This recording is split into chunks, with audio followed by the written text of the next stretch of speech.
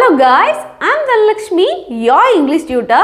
I welcome you all back to my channel Language Quest. இன்னைக்கு நம்ம discuss பண்ண போற டாபிக் அப்படிங்கிறது எல்லா விதமான லேர்னர்ஸ்க்குமே ரொம்பவே யூஸ்ஃபுல்லான ஒரு டாபிக்னே சொல்லுவேன். லைக் அது யாராக இருந்தாலும் சரி, பிகினர்ஸாக இருந்தாலும் சரி, இன்டர்மீடியேட்டாக இருந்தாலும் சரி, இல்லை அட்வான்ஸ் லேர்னராக இருந்தாலும் சரி, ரொம்பவே யூஸ்ஃபுல்லாக இருக்க போது டிஃப்ரெண்ட்டான ஒரு டாப்பிக்காகவும் இருக்க போதுன்னே சொல்லலாம். தமிழில் இந்த மாதிரி பேசுவோம் இல்லையா, அதாவது நான் இது வரைக்கும் டேஸ்ட் பண்ணாத ஒரு சாப்பாடை நான் டேஸ்ட் பண்ணேன், இது வரைக்கும் போகாத இடத்துக்கு நான் போனேன், இது வரைக்கும் எக்ஸ்பிளைன் பண்ணாத ஒரு டாப்பிக்கை பற்றி அவன் எக்ஸ்பிளைன் பண்ணான். ஸோ இந்த மாதிரி ஒரு விஷயம் இது வரைக்கும் செய்யாத ஒரு விஷயத்த செஞ்சோம், அது யாராக இருந்தாலும் சரி, இது வரைக்கும் எக்ஸ்பிளைன் பண்ணாத ஒரு விஷயத்த நான் செஞ்சேன் இல்லை அவன் செஞ்சான்.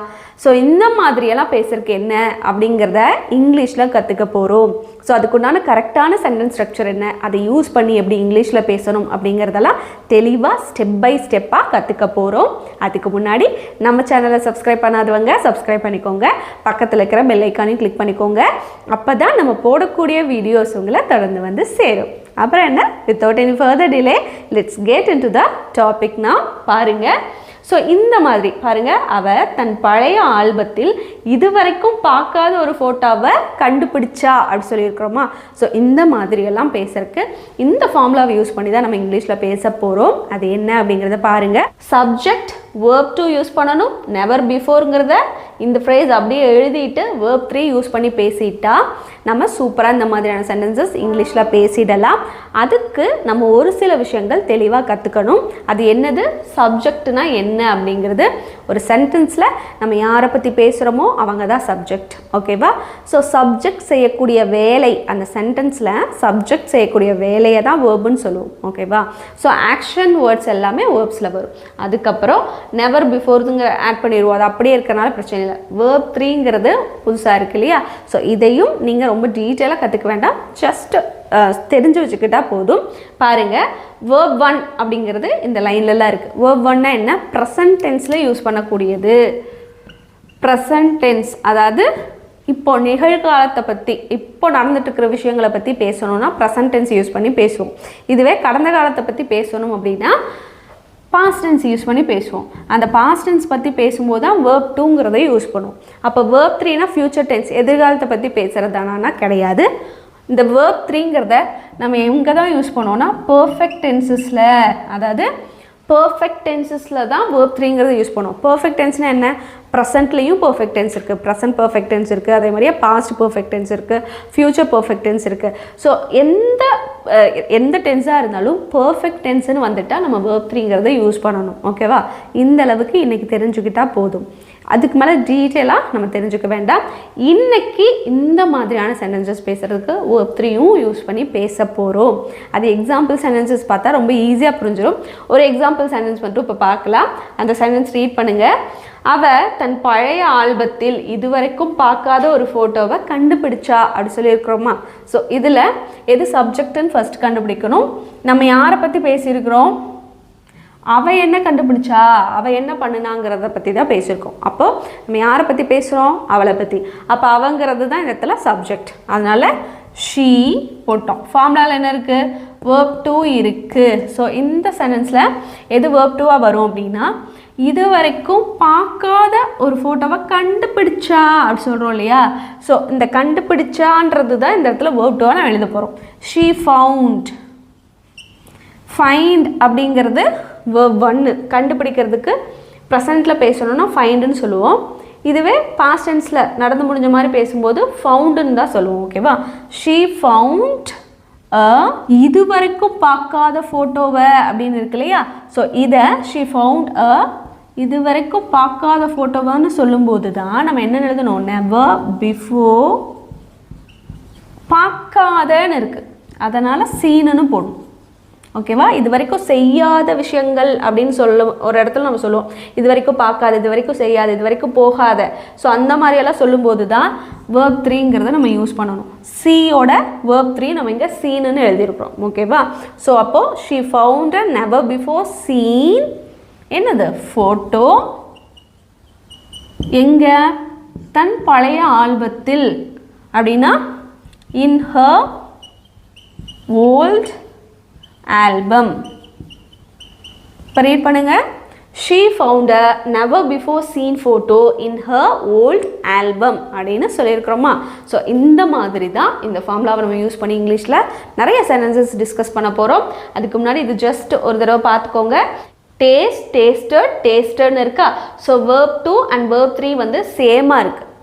இதில் மோஸ்ட்லி verb 2 and verb 3 சேமாக தான் இருக்குது. ஆனால் இப்படி எல்லாமே சேர்ந்து தான் வருமா நான் பாருங்களேன். டிஸ்கஸ்ட், டிஸ்கஸ்ட், எக்ஸ்பிளைன், எக்ஸ்பிளைன், இந்த மாதிரி எல்லாமே சேமாக தான் இருக்குது. ஆனால் எப்போவுமே verb 2வும் verb 3யும் சேமாக தான் இருக்குமான்னு கேட்டால் கிடையாது. அதுக்கு எக்ஸாம்பிள் இங்கே இருக்குது பாருங்கள். were and wereன்னு இருக்குது இல்லையா. ஆடை அணியறது, அணிந்தேன்னு சொல்கிறது, இது verb 3ல் நம்ம பேசுகிறது.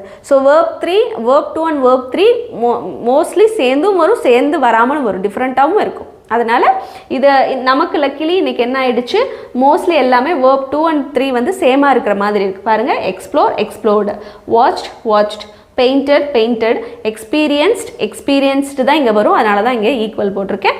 டிஸ்கவர்ட், டிஸ்கவர்டு தான். Created, created. ஸோ இந்த மாதிரி நமக்கு சேமாக அமைஞ்சிருச்சு. ஸோ இந்த வேர்ப்ஸ் எல்லாம் தான் நம்ம யூஸ் பண்ணி சென்டென்சஸில் பேச போகிறோம். ஓகேவா. ஸோ இதனுடைய அர்த்தம் என்ன? டேஸ்ட்னா டேஸ்ட் பண்ணுறது, டேஸ்டட்னா டேஸ்ட் பண்ணினேன் அப்படிங்கிறது, டிஸ்கஸ் பண்ணேன், டிஸ்கஸ் பண்ணுறேன்னு அர்த்தம். ஸோ இதுவே டிஸ்கஸ்ட்னா டிஸ்கஸ் பண்ணினேன் அப்படின்னு அர்த்தம். எக்ஸ்பிளைன், நான் எக்ஸ்பிளைன் பண்ணுறேன், எக்ஸ்பிளைன் பண்ணினேன் அப்படின்னு சொல்கிறோம். விளக்குனேன் அப்படி சொல்லும்போது எக்ஸ்பிளைன்டு அப்படின்னு வரும் இல்லையா. அடுத்தது வேர் பண்ணுறது இல்லையா. ஸோ அவன் ஆடை அணிந்தான், அணிகிறான் அப்படிங்கும்போது வேர் அப்படின்றத நம்ம யூஸ் பண்ணுவோம் ப்ரெசன்ட் டென்ஸில். இதுவே அவன் ஆடை அணிந்தான் அப்படி சொல்லும்போது வோ அப்படிங்கிறத யூஸ் பண்ணுவோம். ஓகேவா. இந்த மாதிரி ப்ரெசண்ட்டில் ஒரு விஷயத்தை பற்றி பேசணும் அப்படின்னா இந்த வேர்ப்ஸை யூஸ் பண்ணுவோம். நடந்து முடிஞ்சதை பற்றி பேசணும் அப்படின்னா இந்த வேர்ப் யூஸ் பண்ணுவோம். பர்ஃபெக்ட் டென்ஸில் நம்ம பேசணும் அப்படின்னா இந்த வேர்ப் 3 யூஸ் பண்ணுவோம். அது எப்படின்னு இப்போ இந்த சென்டென்சஸ் எல்லாம் இன்னும் கொஞ்சம் எக்ஸாம்பிள் சென்டென்சஸ் எல்லாம் பார்க்கும்போது உங்களுக்கு புரிஞ்சிடும். Just look at the board now. பாருங்கள், இந்த மாதிரி இது வரைக்கும் சாப்பிடாத ஒரு டெசர்ட்டை, அது மாதிரி இது வரைக்கும் எழுப்பாத ஒரு பிரச்சனை, இது வரைக்கும் நடத்தாத ஒரு கான்செப்ட், இது வரைக்கும் யூஸ் பண்ணாத ஒரு பெர்ஃப்யூம், இந்த மாதிரியான சென்டென்சஸ் தான் இப்போது இந்த ஃபார்முலாவை யூஸ் பண்ணி நம்ம பேச போகிறோம். ஃபர்ஸ்ட் ஒன் பாருங்கள்.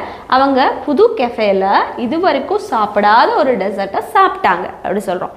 ஸோ இதில் சப்ஜெக்ட்டுங்கிறது அவங்க அப்படிங்கிறது, ஏன்னா அவங்கள பற்றி தான் பேசியிருக்கிறோம். தே அடுத்து என்ன வரணும்? verb 2 வரணும். அப்போ சாப்பிட்டாங்கன்னு சொல்கிறோம். இதுதான் verb 2ல் வரும். தே ate. அதுக்கப்புறம் பாருங்கள், தே ate இங்கே இருக்க நெவர் பிஃபோர்னு இருக்கா. ஸோ இது யூஸ் பண்ணணும். அதுக்கு என்னது? இது வரைக்கும் சாப்பிடாத ஒரு டெசர்ட்டை, இதை சொல்கிறதுக்கு தான் நம்ம இங்கே என்ன யூஸ் பண்ண போகிறோம்? They ate a never. எதுக்கு போட்டோம்? ஒருன்னு போட்டிருக்கோம் இல்லையா, அதனால் போட்டிருக்கோம். They ate a never before. சாப்பிடாத, ஈட்டன், என்னத? Dessert. They ate a never before eaten dessert. இங்கே புது கஃபேல அப்படின்னா at the new cafe. இப்போ ரீட் பண்ணுங்க. தே ate a never before eaten dessert at the new cafe அப்படின்னு சொல்லியிருக்கிறோம் இல்லையா. அடுத்தது, நாங்கள் மீட்டிங்கில் இது வரைக்கும் எழுப்பாத ஒரு பிரச்சனையை பற்றி டிஸ்கஸ் பண்ணணும் அப்படின்னு சொல்கிறோம். அப்போ நாங்கள், அதனால் இந்த இடத்துல we டிஸ்கஸ் பண்ணணும் அப்படி சொல்கிறோம் இல்லையா. இதுதான் verb 2-ஆக நம்ம எழுதணும். அப்போ we discussed. இப்போ இங்கே வாங்க, இதுவரைக்கும் எழுப்பப்படாத ஒரு பிரச்சனையை பற்றி அப்படிங்கிறத இங்கே வந்திருக்கா. So we discussed a never before எழுப்பாத raised, never before raised ஒரு பிரச்சனையை, raised பிரச்சனைங்கும் போது இஷ்யூ இல்லைனா ப்ராப்ளம், இந்த மாதிரி என்ன வேணால் போட்டுக்கலாம். இஷ்யூ எங்கே? மீட்டிங்கில். இஷ்யூ இந்த மீட்டிங் அப்படின்னு போட்டுக்கலாம். ஓகேவா. ஸோ இந்த இடத்துல இந்த raised-ங்கிறது verb 3. இதில் என்ன verb 3-ஆக யூஸ் பண்ணியிருக்கிறோம்? eaten verb 3. eat, ate, eaten. ஓகேவா. So verb 3ங்கிறது eaten. இப்போ ரீட் பண்ணுங்கள் இந்த சென்டென்ஸை. we discussed a never before raised issue in the meeting அப்படின்னு சொல்லணும். அடுத்தது, இன்னைக்கு டீச்சர் இது வரைக்கும் நடத்தாத ஒரு கான்செப்டை சொல்லி கொடுத்தாங்க. இல்லைன்னா எக்ஸ்பிளைன் பண்ணினாங்க அப்படின்னு போட்டுக்கலாம். ஸோ இந்த இடத்துல டீச்சரை பற்றி தான் நம்ம பேசியிருக்கோம். அப்போது த டீச்சர் எக்ஸ்பிளைன்ட், சொல்லி கொடுத்தாங்க, விளக்குனாங்க, எக்ஸ்பிளைன்ட். என்னது? இதுவரைக்கும் நடத்தாத ஒரு கான்செப்டை. அப்போது never before நடத்தாத thought, ஒரு கான்செப்ட். அதனால தான் இங்கே என்ன போட்டிருக்கோம்? never before thought concept. எப்போ? இன்னைக்குன்னு சொல்லியிருக்கோம். அப்போ today. That's it. Just read the sentence now. The teacher explained a never before thought concept today அப்படின்னு சொல்லணும் இல்லையா? அடுத்தது அவனை இம்ப்ரெஸ் பண்ணுறதுன்னு இருக்கு, பண்ணுறதுக்கு இல்லையா? அவனை இம்ப்ரெஸ் பண்ணுறதுக்கு அவ இதுவரைக்கும் யூஸ் பண்ணாத பெர்ஃப்யூமை யூஸ் பண்ணான். அவனை இம்ப்ரெஸ் பண்ணுறதுக்கு இது வரைக்கும் யூஸ் பண்ணாத ஒரு பெர்ஃப்யூமை யூஸ் பண்ணுனா அப்படி சொல்கிறோம். அதனால் யாரை பற்றி பேசியிருக்கிறோம்? அவளை பற்றி தான் பேசியிருக்கிறோம். அப்போ அவளுங்கிறத அந்த இடத்துல சப்ஜெக்ட், கன்ஃபியூஸ் ஆகிக்கக்கூடாது. ஷீ யூஸ் பண்ணுனா, அப்போது ஷீ யூஸ்ட். என்னது? இது வரைக்கும் யூஸ் பண்ணாத பெர்ஃப்யூமை. She used a never before used perfume. Okay, she used a never before used perfume. அவனை இம்ப்ரெஸ் பண்ணுறதுக்கு தான் யூஸ் பண்ணான். To Impress him. ஓகேவா? ஸோ யூஸ்டுங்கிறது இந்த இடத்துல verb 3, இந்த இடத்துல யூஸ்டுங்கிறது verb 2ஆகவும் வருது. Okay, used. ஓகே, ரீட் பண்ணுங்கள். She used a never before used perfume to impress him அப்படின்னு சொல்கிறோம். அடுத்தது அவங்க ட்ரிப் போனப்போ இது வரைக்கும் போகாத ஒரு கிராமத்தை சுற்றி பார்த்தாங்க. அவங்க ட்ரிப் போனப்போ இது வரைக்கும் போகாத ஒரு கிராமத்தை என்ன பண்ணாங்க? சுற்றி பார்த்தாங்க. ஸோ அவங்கங்கிறது என்னது? சப்ஜெக்ட். தே சுற்றி பார்த்தாங்க, எக்ஸ்ப்ளோர் பண்ணுறது. அதனுடைய verb to explored அப்படிங்கிறது. They explored a never before, இது வரைக்கும் போகாத, before visited. ஸோ visitedங்கிறது என்னது? verb 3ங்க. never before visited village. எப்போ? ட்ரிப்பு போனப்போ, during the trip.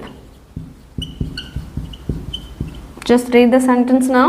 They explored a never before visited village during the trip அப்படின்னு சொல்லணும்.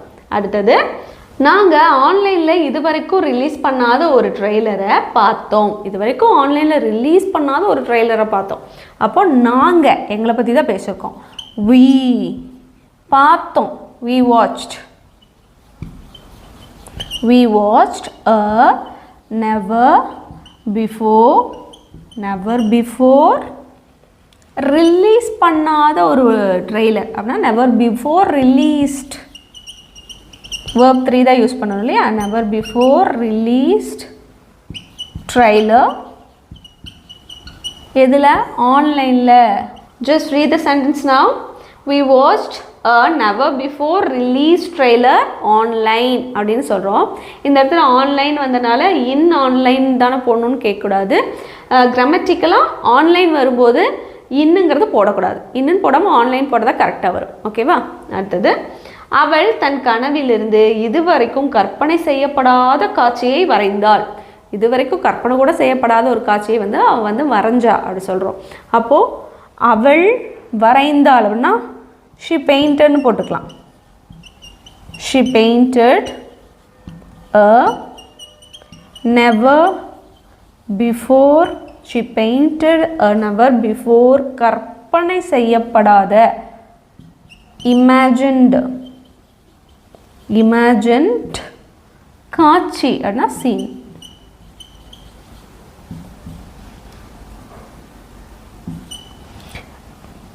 scene தன் கனவிலிருந்து அப்படிங்கும்போது from her dreams அப்படின்னு போடணும்.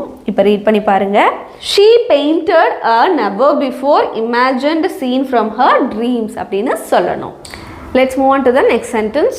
பாருங்க, அவளோட சைல்ட்ஹுட்ல இருந்துன்னா என்ன, சின்ன வயசுல இருந்துன்னு சொல்றோம் இல்லையா. அவளோட சைல்ட்ஹுட்ல இருந்து இதுவரைக்கும் சொல்லாத ஒரு ஸ்டோரியை சொன்னான்.